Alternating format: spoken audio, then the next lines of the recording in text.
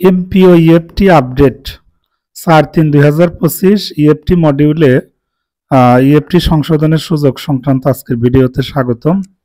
আমরা এই ভিডিওতে কথা বলব নতুন এমপিওভুক্ত শিক্ষক কর্মচারীদের তথ্য পূরণ, ইএফটি মডিউলের তথ্য সংশোধন, পঞ্চম লটের তথ্য এবং আপনাদের কিছু সাধারণ প্রশ্ন। প্রথমেই জেনে নিন নতুন এমপিওভুক্ত শিক্ষক কর্মচারীদের তথ্য পূরণ। মাওসির আওতাধীন শিক্ষা প্রতিষ্ঠানে যে সকল শিক্ষক নতুন এমপিও আবেদন করেছেন এবং অনুমোদন পেয়েছেন অর্থাৎ বেতন পেয়েছেন জানুয়ারি, তাদের কাজগুলো প্রক্রিয়াকরণ করে ইন্ডেক্স প্রদান করা হয়েছে। তাদেরকে আগামী 8/3/2025 তারিখের মধ্যে প্রতিষ্ঠান প্রধানের এমপিও ইএফটি মডিউলে ইএফটি এমপিওর অর্থ প্রেরণের লক্ষ্যে অনলাইনে প্রয়োজনীয় তথ্য প্রেরণের জন্য নির্দেশ দেওয়া হলো, অর্থাৎ নতুনদের 8 তারিখের মধ্যে আবেদন করতে হবে। আর ট্রান্সফারের মাধ্যমে এমপিওভুক্ত শিক্ষক কর্মচারীরা যারা ডিসেম্বর 24 মাসের এমপিওতে নাম ছিল না কিন্তু জানুয়ারিতে যারা বিল পেয়েছেন তাদেরকে এমপিও ইএফটি মডিউলে অনলাইনে প্রয়োজনীয় তথ্য প্রেরণ করতে কিন্তু বলা হয়েছে। এটা আসলে নতুন শিক্ষকদের ক্ষেত্রে প্রযোজ্য। এই ভিডিওতেই মোটামুটি নতুন এমপিওভুক্ত শিক্ষক এবং যারা ট্রান্সফারিং এ আছে তাদের কথা আসলে বলা হচ্ছে।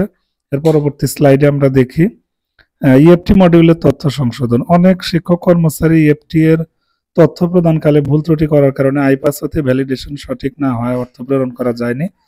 তাদের ইএফটির তথ্য প্যানেলে এডিট অপশন চালু করা হয়েছে।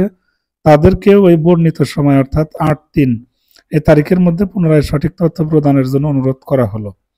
মানে অনলাইনে ইএফটিতে তথ্য প্রদানকালে যারা ভুল করেছেন, সেক্ষেত্রে এডিট অপশন কিন্তু চালু করা হয়েছে, সেই প্রসঙ্গে বলা হচ্ছে আর কি। আর পঞ্চম লটের খবর, পঞ্চম লট নিয়ে অনেকেই জানতে চাচ্ছেন কি হবে। তো এটা আগামীকাল সম্ভবত এটা চূড়ান্ত হয়ে যাবে, এর সম্ভাবনা বেশি।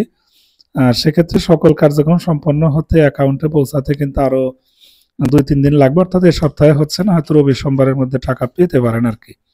আপনাদের কিছু প্রশ্ন যে প্রতিবার ইএফটি পেতে এত সময় লাগবে কিনা। আসলে ইএফটি প্রক্রিয়া একবার চালু হয়ে গেলে পরবর্তীতে আর সময় লাগবে না, প্রথমে হয়তো একটু সময় লেগেছে, এটাই হচ্ছে কথা। পঞ্চম লটের পর আর কোনো লট আসবে কিনা, আসলে সকল শিক্ষক কর্মচারী ইএফটি না পাওয়া পর্যন্ত অবশ্যই নতুন লট আসবেই।